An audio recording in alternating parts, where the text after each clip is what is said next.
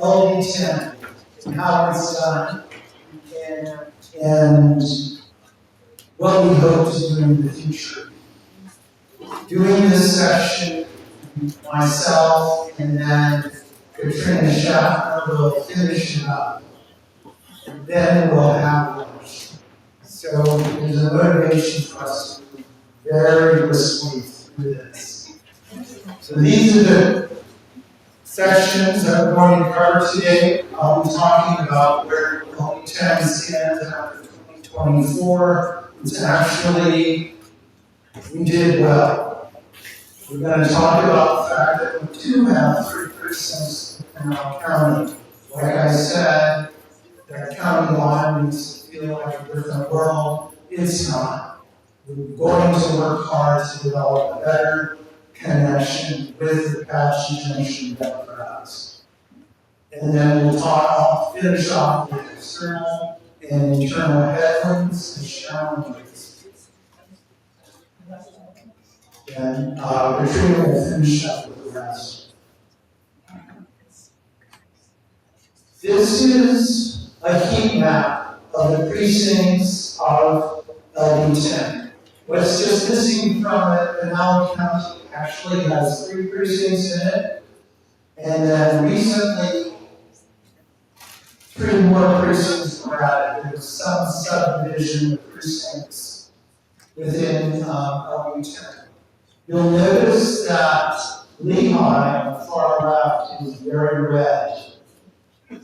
What this is showing is turnout, not votes total, but turnout. Turnout is the way a district leadership evaluates its own effort.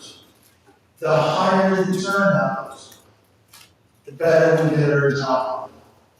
And that means motivating volunteers. It's not just the board, it's all of us. One of the things we accomplished in 2024 is that Democratic turnout in this very deep red district, you would think there'd be more apathy, is only 1% less than Republicans. So we were just as good at getting our people voting as the Republican Party. I think, yes. That's not just us, but that's the culture. And when we start looking at the maps, we can begin to see certain precincts do well. There's a very established community. We can see certain precincts struggle, and that will focus where we put effort in the future. One of the things that is nice here is you can see some of these precincts are blue, which means Democrats have a better turnout than Republicans.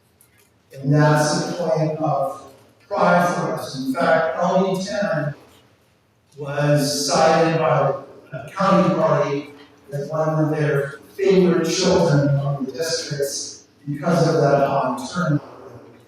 In 2022, 3 years earlier, we were 3 percentage points behind Republicans. So we'll see how long this work seems to be cutting out.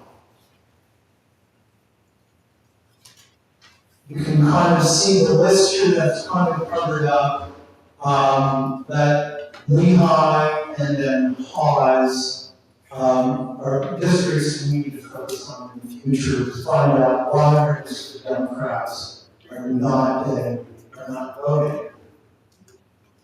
So we can see this better over here.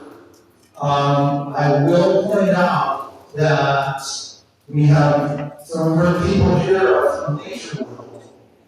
They had a 94% turnout.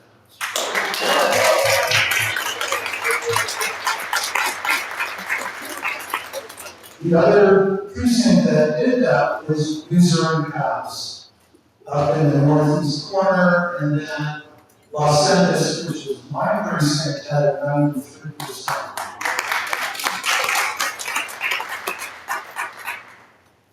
Total turnout for the district was 88%, which is very, very high.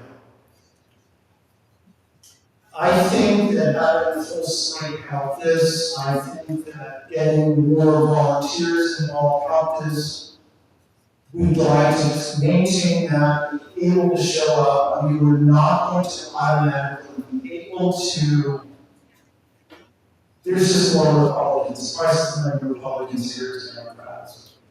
But if we can maintain those percentages, we are competitive, we're making them work, but we can support the races that county races, state, not the county, but the state races are going to be very, very important, as you all know. Chris Mays won by 280 votes 4 years ago. We know that they're gunning for Katie and Chris, definitely Chris, as the AG.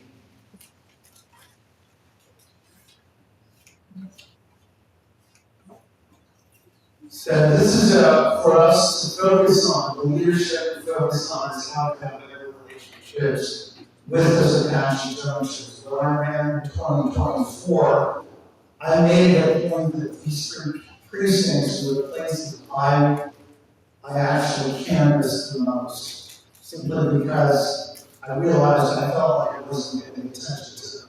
So I deliberately paid attention to them.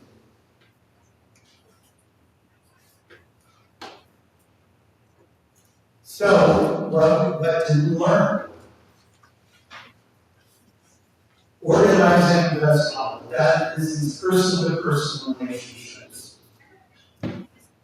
Whenever I talk to people, especially close to the word to the disappointment of 2024, people would say, well, why isn't the party doing anything?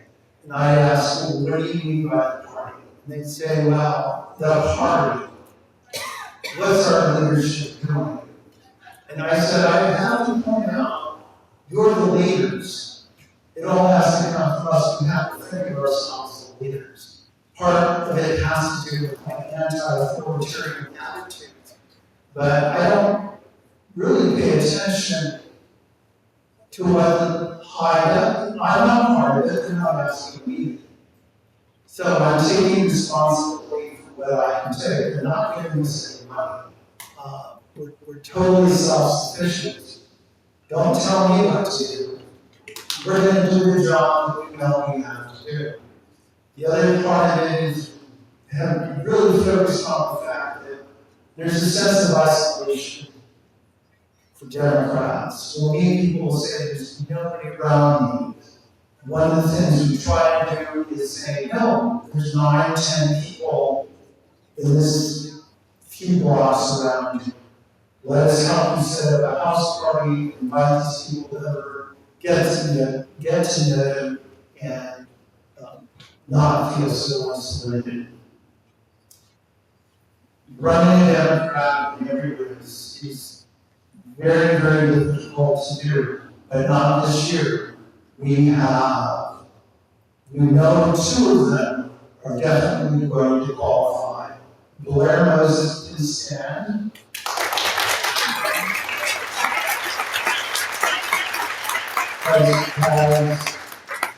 She is like maybe just 10 times, 20 times better than I was 2 years ago.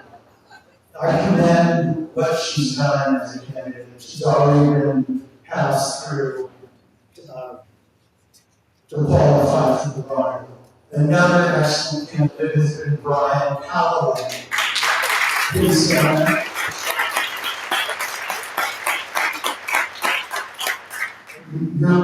You should probably hear today qualifying. Yes. I just turned in my signatures yesterday. You should hear it.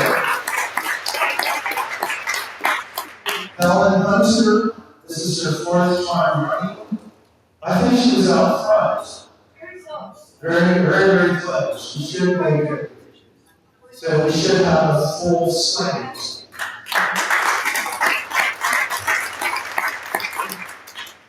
And we think this is very important. There's nothing more disheartening than to look down that ballot and not see a D under somebody, not to say, we're just giving them a free pass.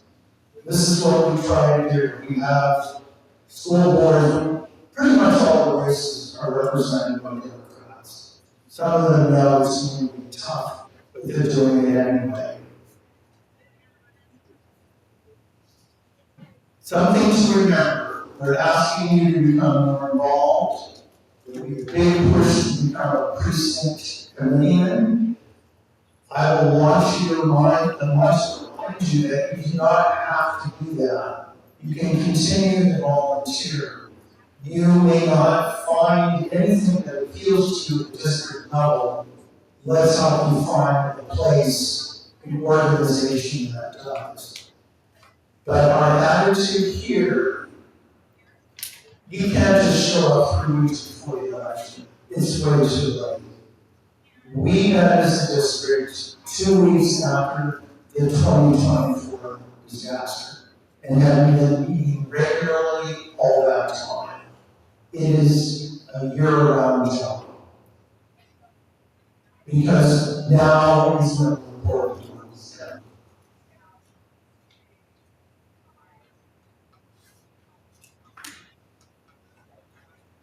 This is what we face, a well-funded opposition. I am fully convinced that Turning Point is a manifestation of what we call the oligarchy. That is the big, big money. I am simply surprised at how much money they have. Huge amounts of money.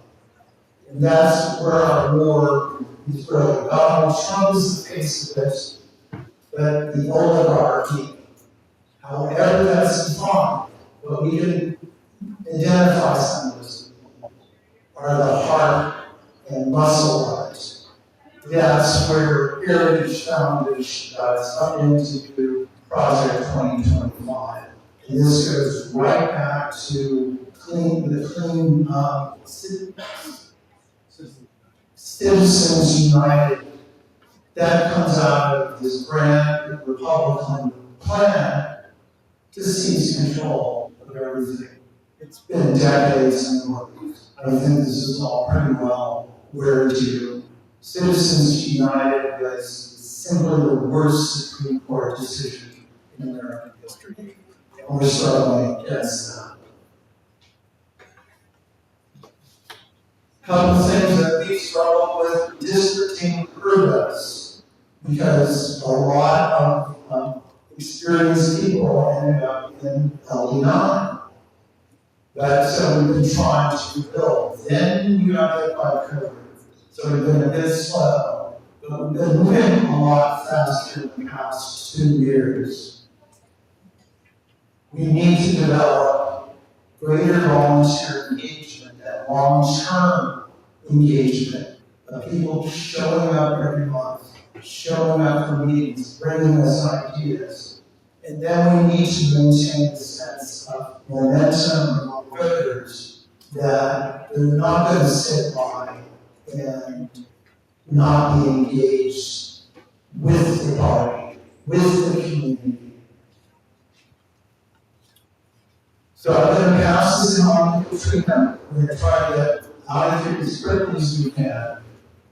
All right, thank you, Robert. And hello again to all of you. Thank you for being here. I want to focus a little bit on our strategy for 2026 and beyond.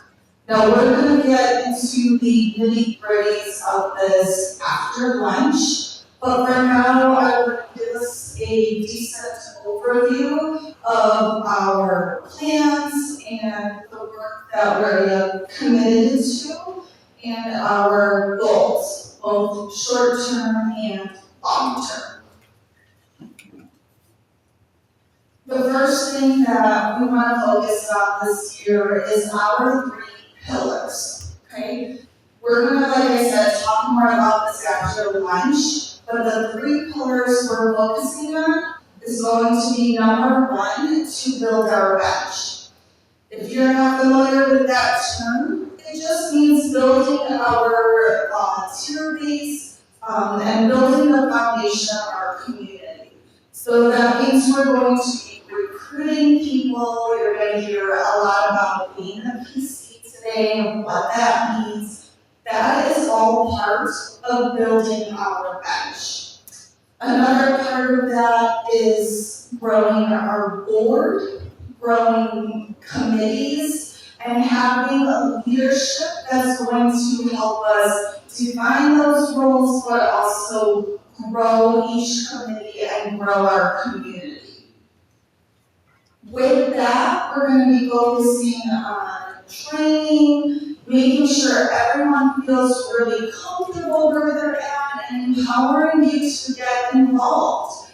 We all want to do this together, and that means we need to support each other and meet each other where we are. A big part of that is going to be growing community power.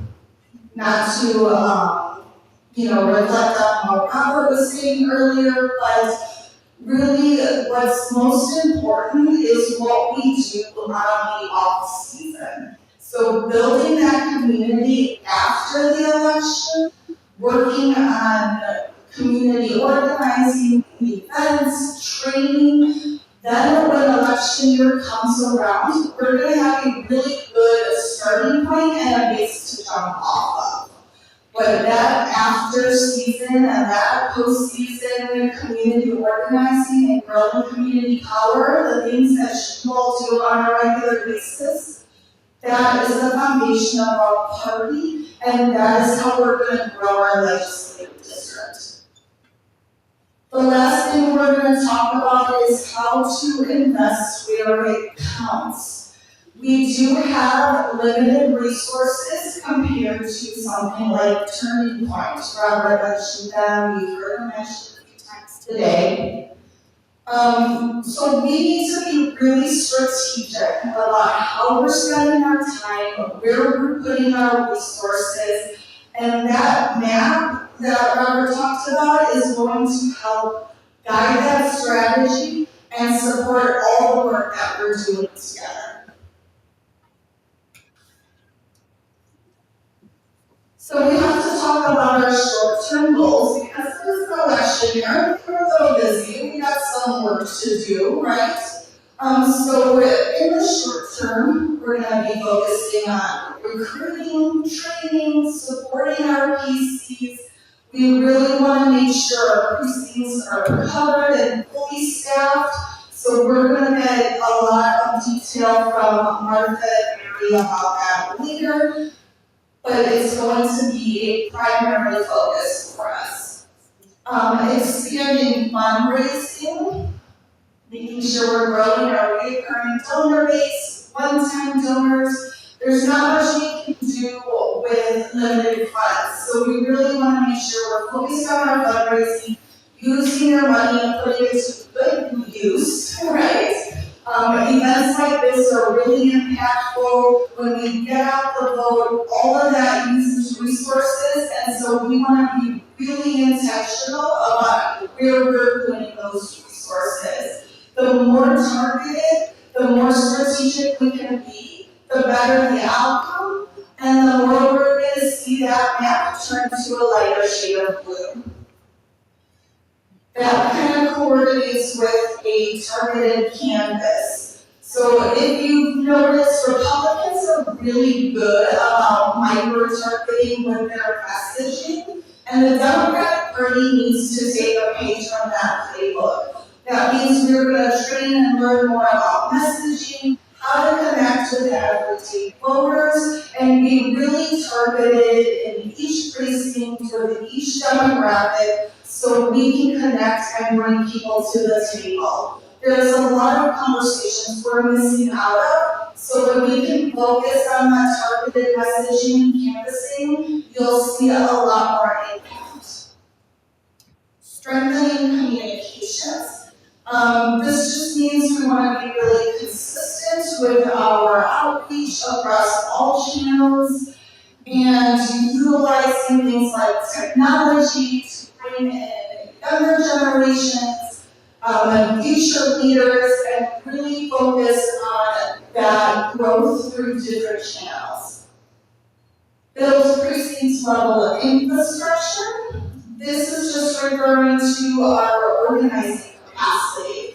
I'm gonna focus a lot about this after lunch because I do want to talk a lot about technology and what we're doing behind the scenes to make sure we have quality data so we can be strategic and build on all of these pillars. But you're probably already starting to see us shift to more technology and tools, things like Mobilize, ActBlue. We're going to be talking a lot about how and why we're incorporating those tools from 2026 and beyond. Okay, our long-term vision. This really just goes hand in hand with everything we've talked about. It's a marathon, not a sprint.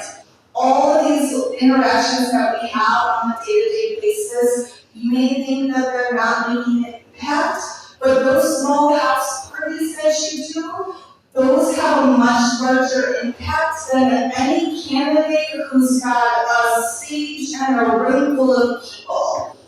This one-to-one organizing is really what's going to help us maintain this long-term vision.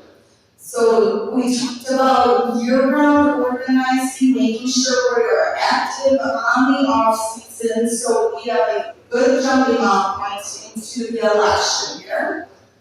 We talked about our growing donor base and fundraising, and there's other ways to participate. So if you can't donate financially, we're going to talk about how you can donate your skills, your time, and participate in other ways. We want to focus long-term on full precinct coverage, and this is again why you're going to hear a push for joining as a precinct committee person, because that organizing, that local organizing, is what's going to be the base of our legislative district.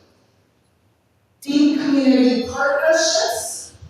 We want to build those partnerships on the off-season.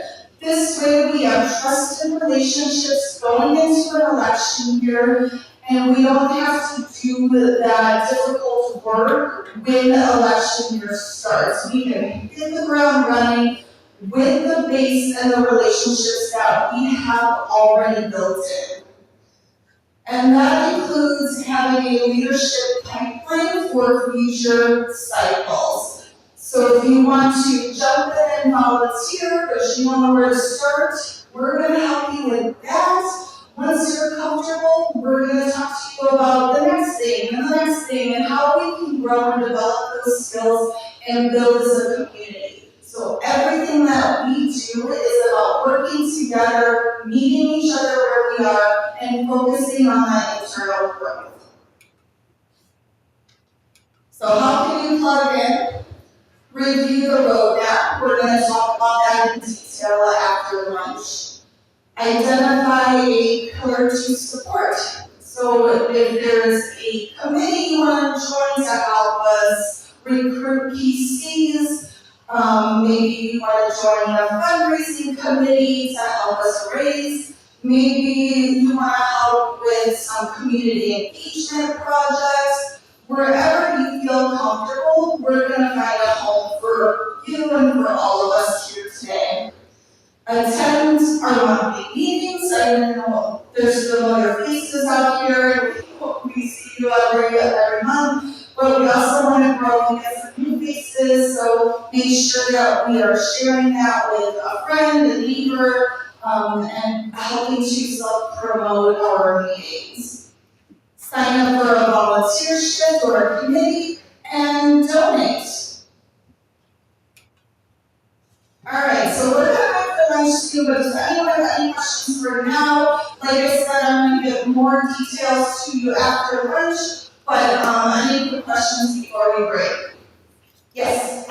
You talked just recently about community partnerships. Can you tell who these community partnerships might be in our neighborhoods? Yes, absolutely. So if you take a look at our neighborhood, you might see some those small organizations that are popping up, so the activist communities, like Save Our Schools, we've got some big ones across the state, we've got local legislative districts surrounding us, but we also have businesses that we can coordinate and collaborate with. Michelle, you heard from earlier, she's very good about finding where the liberal-owned businesses are. And so we can really work together to support each other in that way. If you have a group or a team that you're working on, or if you are a part of any kind of membership somewhere and you'd like to bring us in, I personally have been an activist in the Ukrainian community, so I've been trying to have more connections there, bring people in together. So any of these communities that you're a part of and want to connect to the LD, any businesses, we're really going to get creative and find where our people are. Anything else? Okay, how long do we have for lunch?